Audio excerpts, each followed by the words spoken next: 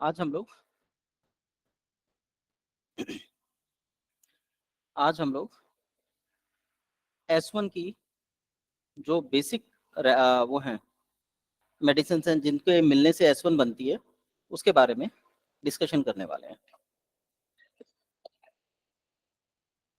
सबसे पहला जो कॉम्बिनेशन है S1 का जो मेन रेमेडी है वो है कॉकलेरिया ऑफिस इनलिस। ये जो नाम है ये साइंटिफिक नेम है तो बोलने में थोड़ी सी डिफिकल्टी हो सकती है, तो आप इन नाम को ट्रैक करके, जैसे यहाँ पे आप देख रहे होंगे मैंने लिखा है, इस तरीके से आप भी इन नामों को आसानी से पढ़ सकते हैं। जो कॉकलेरिया ऑफिशिएंसिस है ये हमारी बॉडी में जो हमारी यौन समस्याएं होती है, जेनेटिकल प्रॉब्लम्स होती हैं, उनके ऊपर काम करती है। उसमें चाहे स्वास्थ्य की बात हो, रोग की बात हो, या उस मटेरियल को, शुक्र मटेरियल को बढ़ाने की बात हो, उसके लिए हम इस रेमेडी का प्रयोग कर सकते हैं।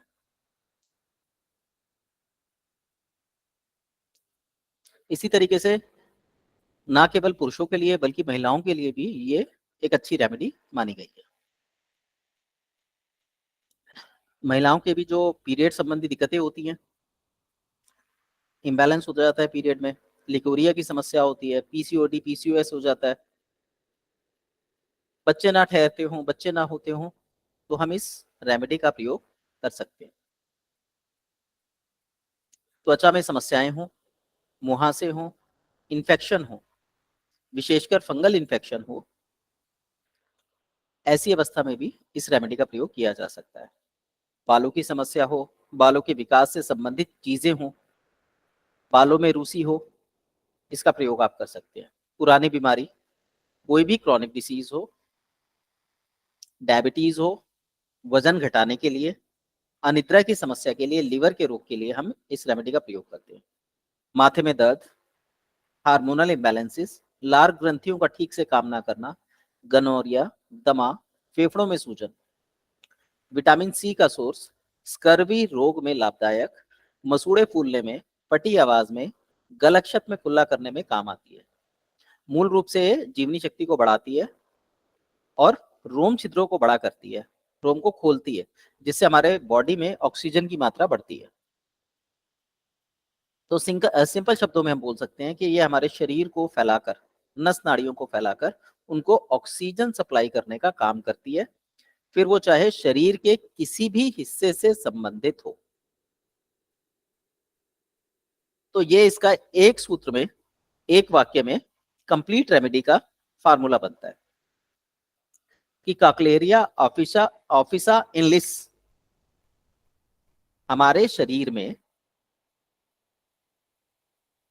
जो हमारे रोम छिद्र होते हैं, जिसको हम इंट्रासेलुलर स्पेस भी बोल सकते हैं, उनसे संबंधित ऐसी कोई भी समस्या हो कि उनका साइज छोटा हो गया है, जिससे वहां पर ब्लड सर्कुलेशन नहीं हो पा रहा या लिम्फ सर्कुलेशन प्रॉपर काम नहीं कर पा रहा है, तो ऐसी अवस्था में इस रेमेडी का प्रयोग किया जाता है। तो ऐसी अवस्था आपको जब भी मिलेगी, ये हमेशा लिम्फेटिक कंडीशन में ही मिलेगी। और क्योंकि लिम्फेटिक कंडीशन की वजह से दिक्कत आई है, तो इसके पीछे भी आपको ब्लॉक मिलेगा। जैसे बहती हुई नाली अचानक से उसकी जो गति है बहने की वो कम हो जाती है, ऐसी अवस्था में हम इस रेमेडी का प्रयोग करते हैं। दूसरी है हाइड्रास्टिस कैनाडेंडिस। जब भी हमें किसी तरह के वायरल इन्फेक्शन हो जाते हैं, जिसमें सर्दी, आंखों के संक्रमण, गले में खराश, पाचन में समस्या होना, गैस बनना, एसिडिटी बनना, खाने का प्रॉपरली ना पचना, यूरिनरी ट्रैक्ट में इंफेक्शन होना, रेस्पिरेटरी सिस्टम में प्रॉब्लम होना, इंफेक्शन होना, सर्दी लगना, सर्दी के कारण डायरिया हो जाना, जिसमें हमारा शरीर ऊपर से गर्म और अंदर से ठंडा हो जाता है,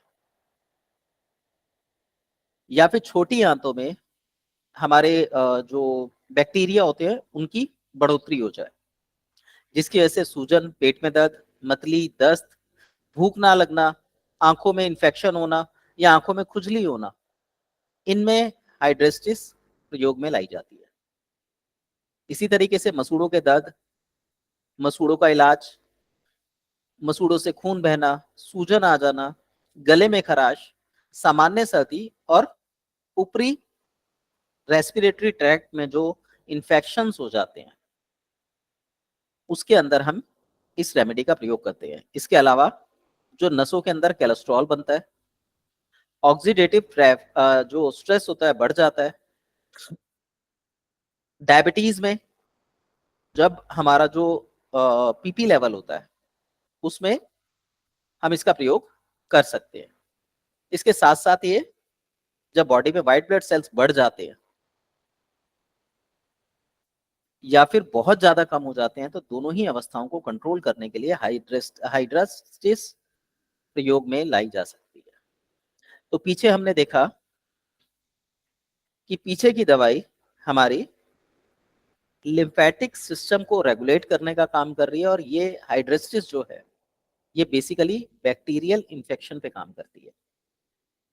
तो हमें क्या करना है, क्योंकि अगर आप देखेंगे तो चीजें मिलती जुलती सी दिखेंगी आपको, पर जब आप थोड़ा फोकस करेंगे तो आप पाएंगे कि उनका जो पर्पस है वो अलग अलग है।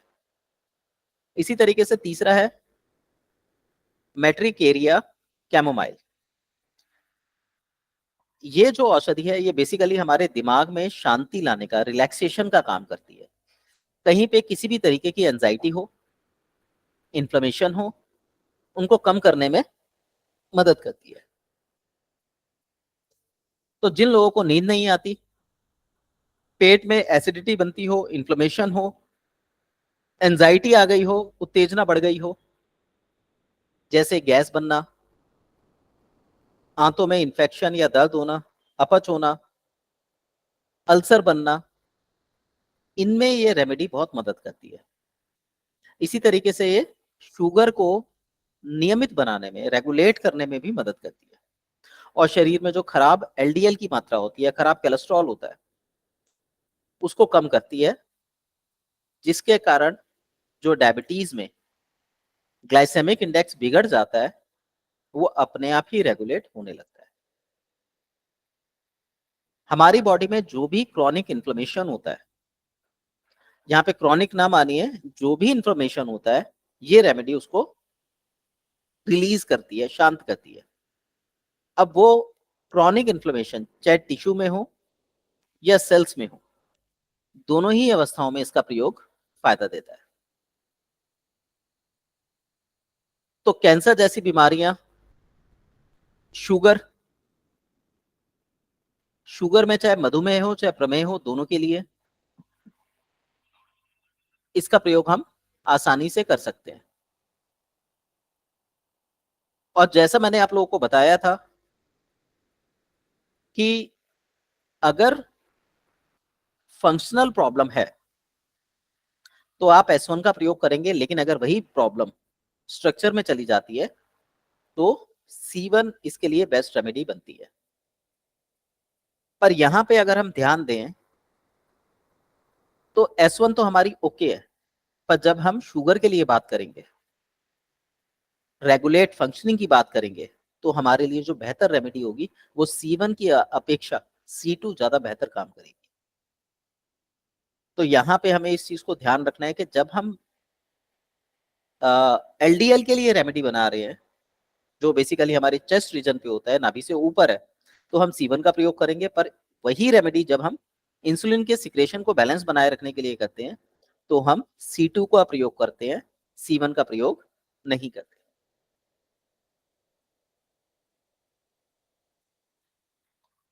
इसी तरीके से ये जो रेमेडी होती है ये कैंसर जैसी बीमारियों में लाभ देती है। किसी भी तरीके के इन्फेक्शन, बेसिकली वायरल इन्फेक्शन या बैक्टीरियल इन्फेक्शन के होने के कारण यहाँ पे ये माइनर इफेक्ट रखती है, सर्दी के इफेक्ट को कम करती है। अब यहाँ पे सर्दी कौन सी है, ये रेमेडी भी ठंडी रेमेडी होती है। ठंडी रेमेडी ठंड को कैसे कम करती है, तो जो लोहा लोहे को काटता है वो सूत्र लगता है, वही सूत्र इसमें लगता है। तो वायरल इन्फेक्शन जो कि सर्दी के प्रभाव के कारण उत्पन्न होता है, जैसे आपका ये हो गया, क्या नाम, दमा हो गया, एल्बोलाई में सूजन हो गया, इस तरीके के केसेस में जहां पे लिम्फ इंक्लूड होता है, ये रेमेडी काम करती है। इसके अलावा हमारी हड्डियों को मजबूत बनाने में और कोलेस्ट्रॉल को कंट्रोल करने में, और जिन महिलाओं को मासिक धर्म के समय दर्द होता है या ऐंठन आती है, उनको कम करने में ये हमारी मदद करती है। इसके बाद नेक्स्ट रेमेडी आती है नेस्टूरियम ऑफिशिएंसिलिस। ये रेमेडी जो है हमारे जितने प्रकार के इन्फेक्शंस होते हैं, जैसे मैंने ऊपर बताया था, उसी तरीके के ये जो इन्फेक्शन होते हैं, इनकी रेमेडी है। पहली वाली अगर हम गौर करें, हमें यहाँ पे बस यही थोड़ा सा फोकस करना होता है कि किस तरीके के इन्फेक्शन, अगर आप यहाँ पे गौर करेंगे तो यहाँ पे जो बाहरी हिस्से हैं, जो बाहरी मार्ग हैं, उन मार्गों में इन्फेक्शन को दिखा रहा है। जबकि ये जो रेमेडी है नेस्टूरियम, ये बेसिकली जो मिडल पार्ट होता है, वहां पे जो इन्फेक्शन सेकेंडली चला जाता है, थोड़ा डीप में चला जाता है, उसको कवर करती है। तो इसको हम स्किन लेयर का सेकेंड लेयर में, जो एपिडर्मिस में का इन्फेक्शन हो जाता है, उसके अंदर काउंट करते हैं। तो इसमें यूरिन इन्फेक्शन, रेस्पिरेटरी इन्फेक्शन, चोट लगना, इम्यूनिटी को बढ़ाने के लिए, स्कर्वी रोग में, बालों का झड़ना, त्वचा में कुदरती निखार लाने के लिए, वेसल्स में सूजन होने पर या स्टिफनेस को कम करने के लिए हम इस औषधि का प्रयोग कर सकते हैं। अब देखिए, अगर आप कंबाइन करेंगे इसको, तो ऊपर भी यही सारी चीजें पड़ी थी, लेकिन उसके जो मार्ग थे वो अलग थे। सर्दी, आंखों के संक्रमण, गले के खराश में पारंपरिक दवा के रूप में, पाचन में सुधार, मूत्र पथ के संक्रमण को, श्वसन पत्र संक्रमण, सर्दी के इलाज में मदद कर सकता है। एक्यूट डायरिया, छोटी आंत में आंतों में वृद्धि, ये चीजें चल रही थी।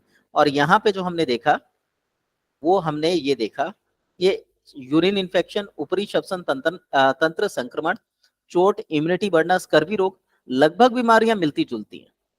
तो हमें यहाँ पर इनकी पैदावार को समझने की जरूरत होती है कि वो किस मौसम में पैदा हुआ था और ये किस मौसम में पैदा हुआ है।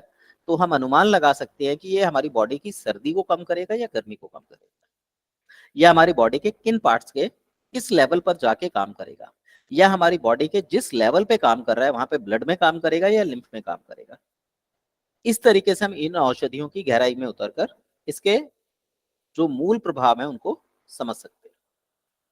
तो नेस्टूरियम का प्रयोग हम लोग एक्ने के लिए, जो बेसिकली हमारी वेसल्स में ब्लॉकेज के कारण होते हैं। अब यहाँ पे जैसे स्पेशली बोला वेसल्स, तो नेचुरल सी बात है, जो हमने ऊपर रेमेडी पढ़ी थी उसके लिए हम आर्टरी को देखेंगे, वो ब्लड के लिए होगी यूज, और ये डार्क ब्लड जो होता है, गंदा खून जो होता है, उसके लिए प्रयोग की जा रही है। तो ये एक्ने, वार्ट्स, सोराइसिस, एक्जिमा जैसी जो स्किन संबंधी समस्याएं होती हैं, रेडनेस हो जाए, इन्फ्लेमेशन हो जाए,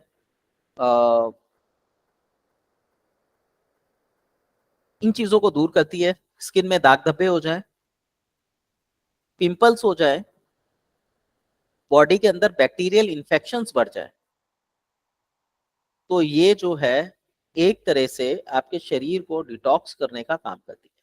और बॉडी जब डिटॉक्स होती है तो उससे संबंधित जितने भी रोग होते हैं उन सब में ये मदद करती है। तो ये बेसिकली हार्मोन्स को रेगुलेट करने का काम भी करती है।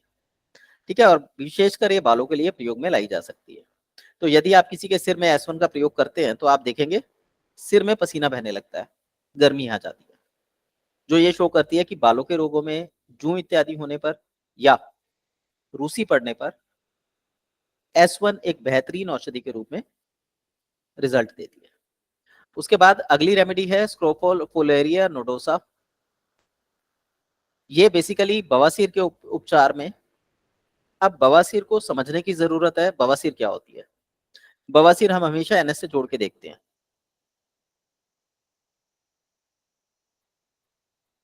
अभी तक हम बवासीर के बारे में यही जानते हैं कि जब कब्ज हो जाती है तो उसको उतारने के लिए, खोलने के लिए जब हम प्रेशर लगाते हैं तो जो हमारा मलाशय होता है उस पर हम जोर लगाते हैं, जिसकी वजह से वो मलाशय बाहर की तरफ मुंह कर लेता है और मल जो है ताकत लगा के निकालना पड़ता है, जिससे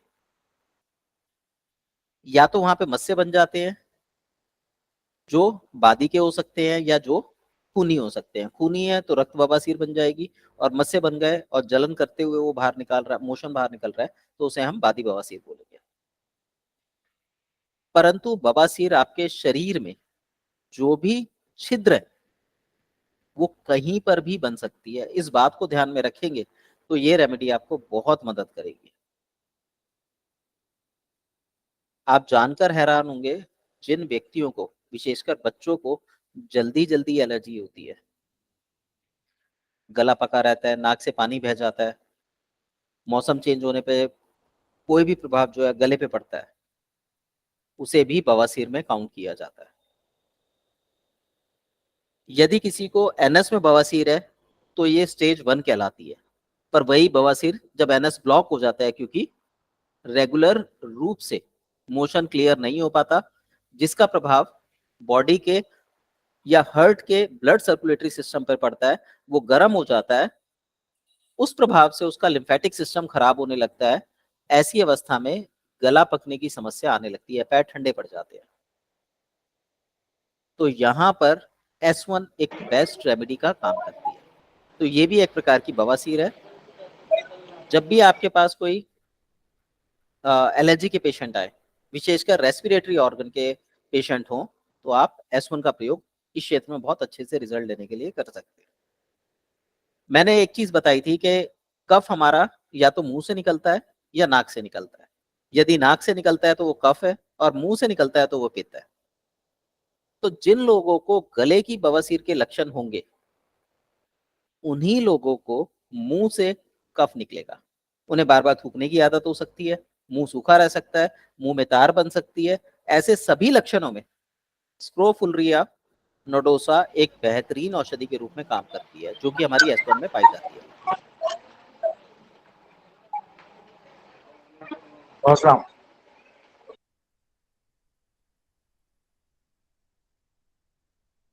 इसी तरीके से एक्जिमा के रोग में कमजोरी के समय पर बॉडी में कहीं पर भी ट्यूमर हो जाए, उसमें कैंसरग्रस्त नलियां हो शरीर के अंदर, उसके अंदर, जैसे हमारे शरीर में कई बार कैंसर हो जाता है तो वो कुछ विशेष हिस्सों पे काम करता है, नलियों में काम करता है, आर्टरी या वेन्स में हो सकता है, या उनके साइड्स में हो सकता है। एक प्रॉपर टिश्यू में ना होकर एक पर्टिकुलर रीजन जो खाली नलियां होती है उनके अंदर हो जाए, जैसे आंतों का इन्फेक्शन हो गया, ब्लड का इन्फेक्शन हो गया, कैंसर जो हो गया, ये चीज इनके अंदर ये रेमेडी काम करती है। दमा हो गया, तो जहां पर आपको नलियां मिलेंगी और नलियों में इन्फेक्शन मिलेगा, नलियों में कैंसरस टिश्यूज का, टॉक्सिसिटी का जमाव मिलेगा, चाहे वो कोलेस्ट्रॉल के रूप में हो, स्क्रोफोल्रोनोडोसा आपकी एक बेहतरीन रेमेडी का काम करती है।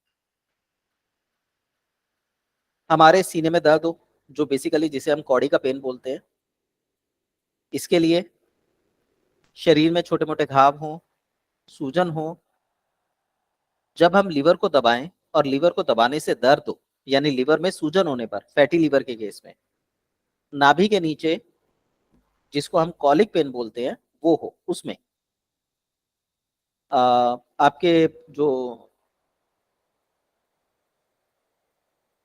मैं नाम भूल गया, अपेंडिक्स में इशू हो, उसके अंदर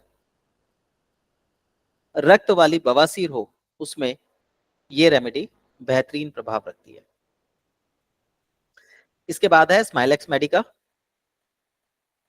इस रेमेडी का उपयोग जो है ये भी बेसिकली बवासीर में, एक्जिमा के केस में, सॉरी सेम हो गया,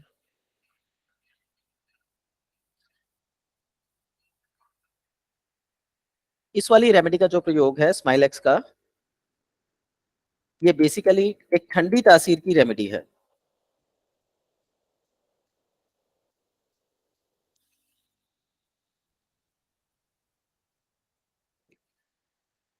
ये हमारे लिम्फेटिक सिस्टम पे काम करती है। किसी भी प्रकार की सूजन हो शरीर में कहीं पर भी हो, लेकिन वो सूजन गहराई में होने पर उसमें मदद करती है।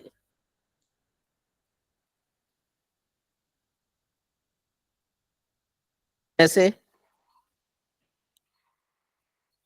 सुजाक हो, गनोरिया हो, त्वचा का सबसे निचला लेयर हो, जीव द्रव्य हो जिसे हम साइटोप्लाज्म बोलते हैं, जब ऐसे स्थानों पर ब्लॉकेजेस आती हैं, टॉक्सिसिटी आती है, तो उनको कम करने के लिए हम इस रेमेडी का प्रयोग कर सकते हैं। इसके अलावा जो भी हमारे रतिज रोग होते हैं, सेक्सुअल डिसीजेज होती हैं, उसमें क्रॉनिक कंडीशन के जो मूत्र रोग या बवासीर जैसे रोग होते हैं, पाइल्स या फिशर में कन्वर्ट हो जाए, उसमें जो हमारे खाली ऑर्गन होते हैं, लटकते हुए ऑर्गन होते हैं, उसके अंदर जब हमारे हाथ पैरों में दर्द बना रहता हो, सूजन बनी रहती हो, उठने का मन ना करे या मन करे कि कोई इसे दबा दे, ये समस्या विशेषकर उन लोगों को आती है जो बाइक का सेवन, मतलब बाइक बहुत ज्यादा चलाते हैं,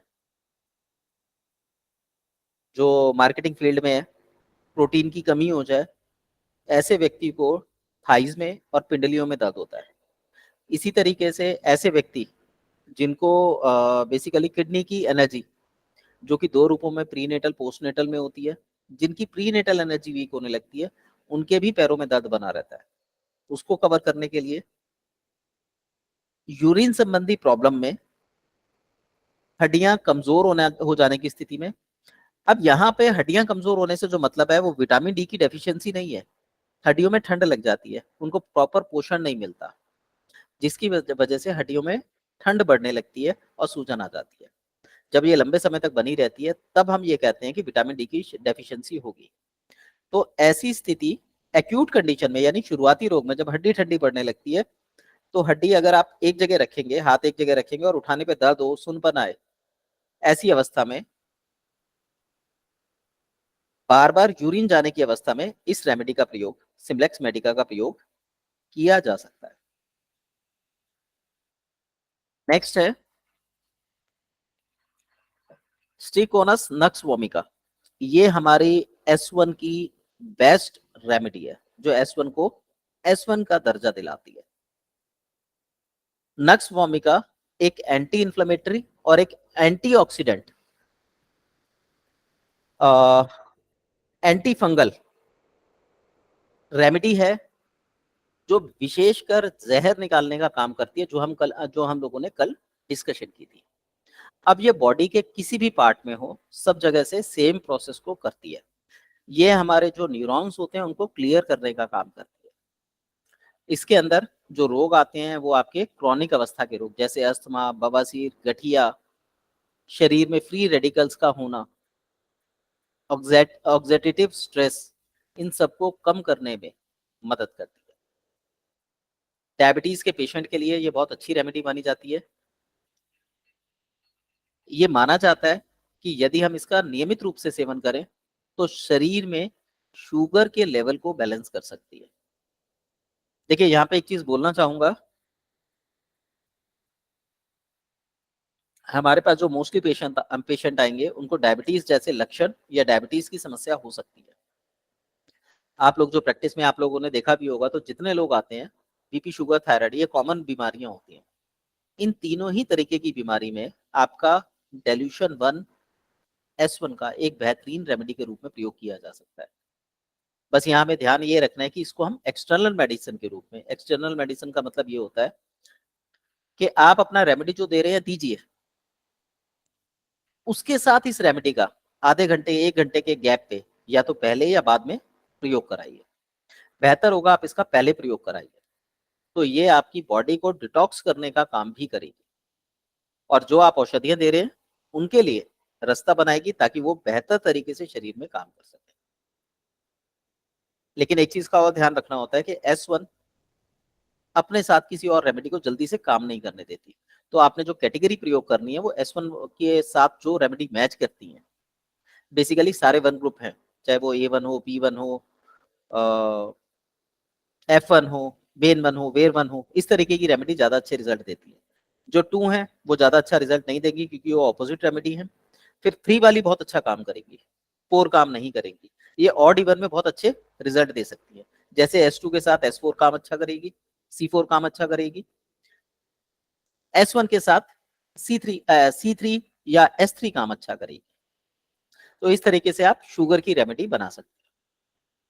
इन्फ्लुएंजा जैसे बुखार में, डेंगू, फ्लू, चिकनगुनिया, कोरोना, ऐसी सभी बीमारियों में ये रेमेडी बहुत इफेक्टिव मानी जाती है। इसके अलावा नक्सो ओमिका जो है वो इनफर्टिलिटी के लिए, विशेषकर पुरुषों में बहुत अच्छी रेमेडी बनती है। हमारे शरीर में कब्ज जो है कई कारणों से हो सकती है। उन कारणों में से जो उत्तेजना देने वाले कारण होते हैं उनको खत्म करने का काम करते हैं। इसके अलावा जो छोटी मोटी बीमारियां हैं जो लिम्फ बढ़ने से हो जाती हैं, जैसे एलर्जी, एलर्जी किसी भी प्रकार की हो सकती है, सर्दी जुकाम, सूजन, उल्टी आना, इंसोम्निया, तनाव, पीरियड से जुड़ी समस्याएं, migraine, hangover, IBC, IBS, urine infection, इन बीमारियों को काउंट आप कर सकते हैं इसके अंदर। इसी तरीके से अगली रेमेडी है टूसिलेज फेरफेरा।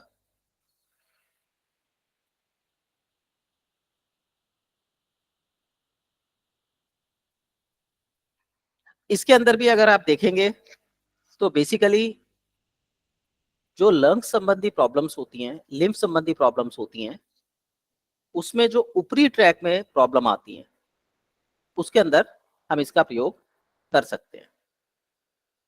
इसका जो प्रयोग है ये बहुत तीव्र औषधि होती है, तो कम मात्रा में किया जाता है। बट जब आप S1 देखेंगे तो इसका हिस्सा भी 10वां हिस्सा लिया गया है। हालांकि ये एक टॉक्सिक रेमेडी है। टॉक्सिक रेमेडी का मतलब ये होता है जैसे जिसका प्रभाव बहुत तेज होता है, तो ऐसी रेमेडी के अधिक प्रयोग से या बेवजह प्रयोग से बचना चाहिए। इसीलिए जब लोग S1 का प्रयोग करते हैं तो कुछ लोगों को इससे चक्कर आना, बेचैनी होना, एनर्जी का हाई हो जाना, नींद ना आना जैसी समस्याएं उत्पन्न हो जाती है। तो टूसिलेज फारफरा जो है लिमिटेड फॉर्म में हम लोग यूज कर सकते हैं, बट ये S1 के अंदर मिली होती है। तो इसका जो इस्तेमाल है ये हमारी बॉडी के लिम्फेटिक सिस्टम को फाड़ता हुआ उसमें जमा गंदगी को शरीर से बाहर फेंकता है, विशेषकर पसीने के रूप में, यूरिन के रूप में। तो दमा, लैरेंजाइटिस, ब्रोंकाइटिस, काली खांसी, एक्जिमा, धब्बे, फुंसी, दस्त, गले में खराश, गला बैठना, रेस्पिरेटरी ट्रैक की समस्याएं, गले में घरघराहट का होना, इन सभी चीजों में ये रेमेडी काम करती है। इसके अलावा लीवर हमारा डैमेज हो जाए, बॉडी में एल्कोलाइट्स की कमी हो जाए, कैंसर बन जाए, व्हाइट ब्लड सेल्स कम या बहुत ज्यादा हो जाए, महिलाओं के लिए पेट दर्द में महिलाओं से संबंधित सिंड्रोम्स, ओवरी से संबंधित जो ओवरी का सिस्ट हो जाता है, फेब्राइड हो जाती है, उसके अंदर भी ये रेमेडी काम करती है। और लास्ट रेमेडी है हमारी वेरोनिका ऑफिशियंशियलिस। ये बेसिकली हमारे यूरिनरी ट्रैक्ट की रेमेडी होती है। जब हमारे शरीर के जल तत्व टॉक्सिक हो जाते हैं, हमारी बॉडी में लगभग 65 to 70% जल होता है, जब ये टॉक्सिक हो जाता है तो हमारे शरीर में एक तरह से इन्फ्लेमेशन की क्रिया घटने लगती है, बढ़ने लगती है। जब ये इन्फ्लेमेशन बढ़ता है तो वेरोनिका ही उसको कंट्रोल करने का काम करती है। तो इसके अंदर गाउट, गठिया, जोड़ों का दर्द, भूख ना लगना, जिगर की समस्याएं, अफारा, अपच, त्वचा की समस्या, खुजली, घाव जल्दी ना भरना, पैरों में बहुत ज्यादा पसीना आना। पैरों में जब बहुत ज्यादा पसीना आएगा तो लिवर ठंडा पड़ जाता है, तो उसको रेगुलेट करना। तो इसके अंदर हम वेरोनिका का इस्तेमाल कर सकते हैं। तो ये हमारे वो 9 रेमेडीज हैं जिनका प्रयोग हम लोग S1 के दौरान करते हैं, जो S1 में मिली रहती हैं 10-10 पार्ट, और S1 की स्ट्रेंथ को बढ़ाने का काम करती है। अब यदि आपका किसी का कोई सवाल हो, कुछ पूछना हो तो पूछ लीजिए।